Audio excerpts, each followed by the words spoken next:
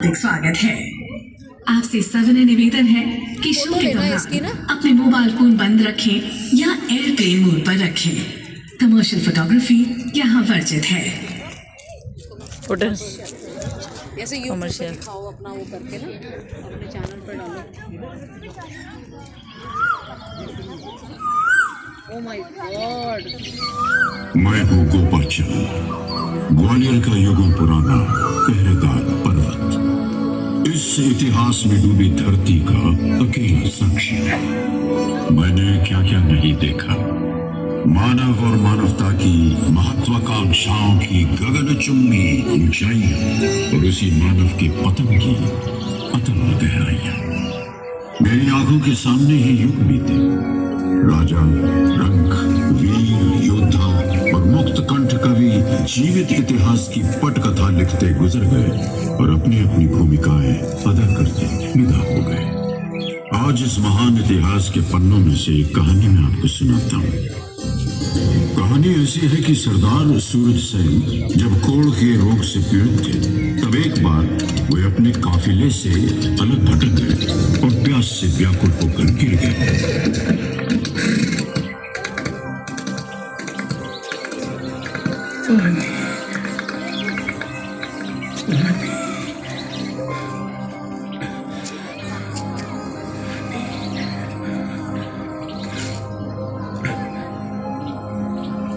कोई है?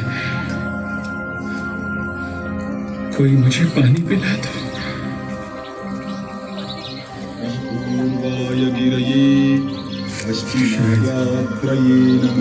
ये गुरुदेव मेरी मदद कर सकते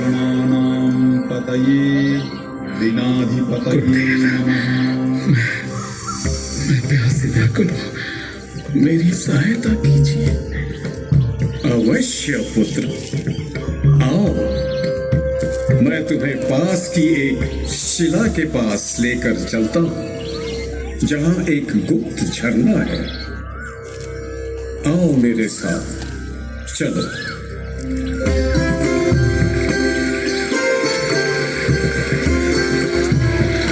आओ पुत्र, यहां बैठो।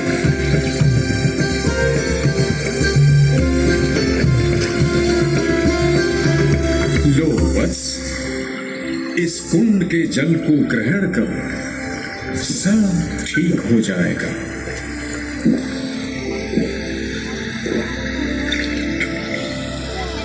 अरे, मैं तो ठीक हो रहा हूं।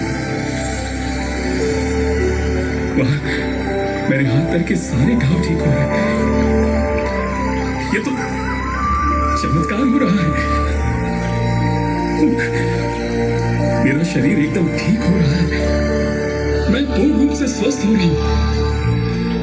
मैं स्वस्थ हो रहा हूं। हे गुरुदेव, आपको मेरा शत शत नमन। मैं आपका आजीवन ऋणी रहूंगा।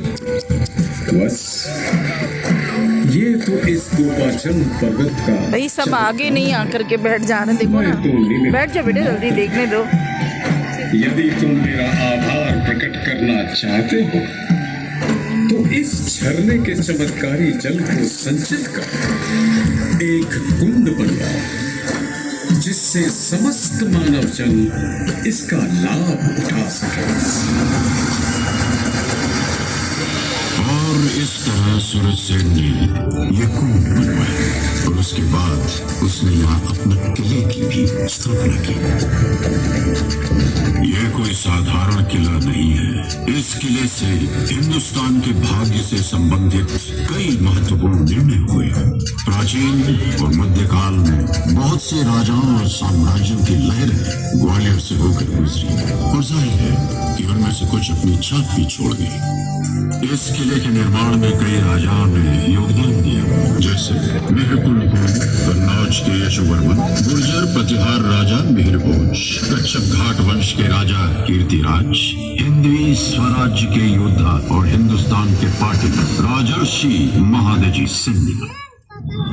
इसी किले ने 11वीं शताब्दी में खूंखार आक्रमणकारी महमूद गजनवी के विनाशकारी आक्रमण तक को रोक दिया था।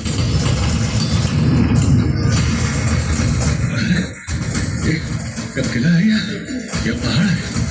ये तो बिल्कुल नामुमकिन है।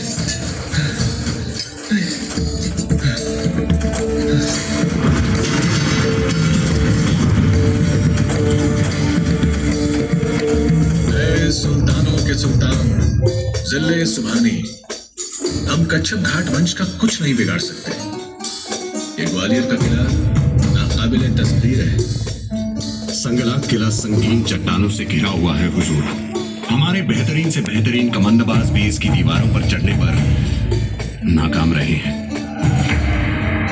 तुम उसके सामने अपनी शिकस्त का इकबाल करने की गुस्ताखी कर रहे हो, जिसने सारे हिंदुस्तान को तहस नहस करके रख लिया है।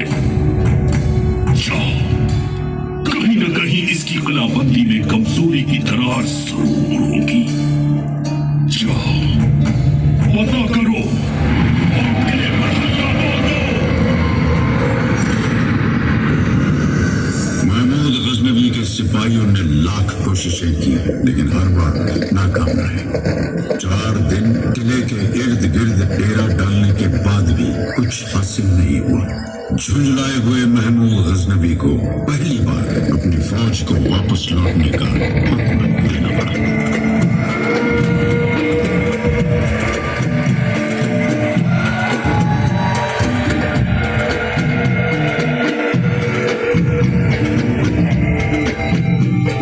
कच्छप घाट के वीर योद्धाओं को बार बार खतरों का सामना करना पड़ा। पहले महमूद गौरी और तुर्की फौज, फिर दिल्ली के गुलाम वंश के सुल्तानों से। फिर भी वीर राजपूतों ने आखिरी दम तक लड़ने की ठानी थी। कच्छप घाट के वीर योद्धाओं, समय आ गया है। अब हमारे सामने एक ही रास्ता है, जिल्लत या मौत। जो दृढ़ राखे धर्म को, यही राखे करतार।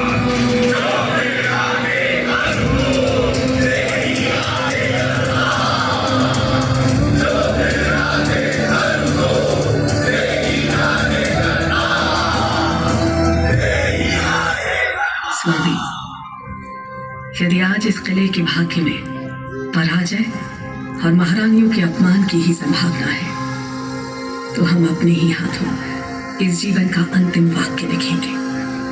हाँ महाराज, पराजय से बेहतर मृत्यु को गले लगाना हमें मंजूर है।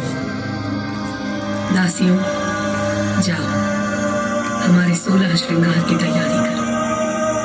सज संवर कर हम मृत्यु का आलिंगन करेंगे।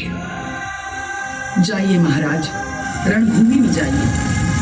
राजपूत वीरों की परंपरा के अनुसार अब हमारी भेंट स्वर्ग में भी होगी। राजपूत वीरांगनाओं, आपका साहस और शौर्य किसी भी महान राजपूत वीर से कम नहीं। और इसी के साथ अपनी आन और परंपरा के अनुसार महाराज और उनके वीर बांकुरे केसरिया बाना पहने रणभूमि में अपनी जान की बाजी लगाने के लिए चल दिया। सैनिकों, कूच करो!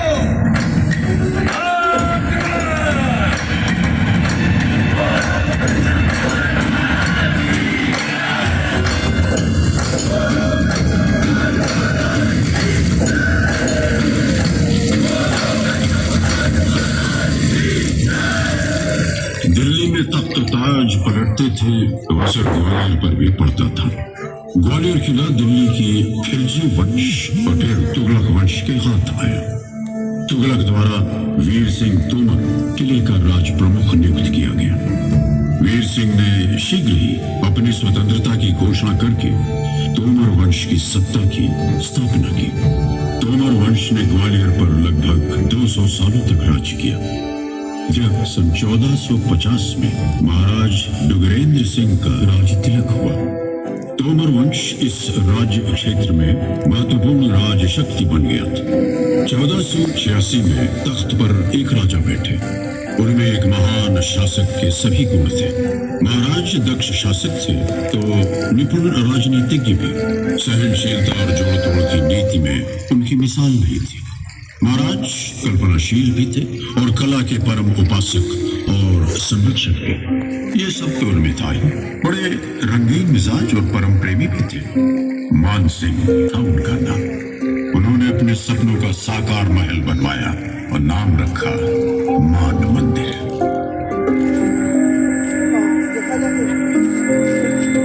हिंदुस्तान में महल तो बहुत है, पर इस जैसा नायाब महल कोई नहीं। अरे ये इतना ऊंचा है कि हवा भी इसकी चोटी तक नहीं पहुंच सकती है। ये देखो, मंदिर का भीतरी हिस्सा कितने अद्भुत रंगों से सजा है। विश्वास नहीं होता। अरे इसमें ये खूबसूरत नक्काशी को देखो, और जरा इन दीवारों पर लगे रंगों की चमक तो देखो। मेरी तमन्ना है कि मैं जमीन के अंदर बने केसर कुंड की बगल वाले ठंडे कमरे में जाकर देखूं। सुनहर महारानियां सोने के खंभों पर नहीं, रेशम के झूले में राजा मानसिंह तो बस हर नर नारी के दिल और दिमाग में बस गए।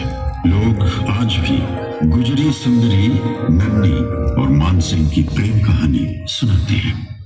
एक बार जब राजा शिकार पर निकले तो उन्होंने खूंखार जंगली भैंसे से मुठभेड़ करते हुए एक लड़की को देखा। हे भगवान, ये कौन लड़की है जो देवी की तरह भाले चला रही है? वाह, कमाल हो गया। देखो देखो देखो, क्या भाला चला रहा है?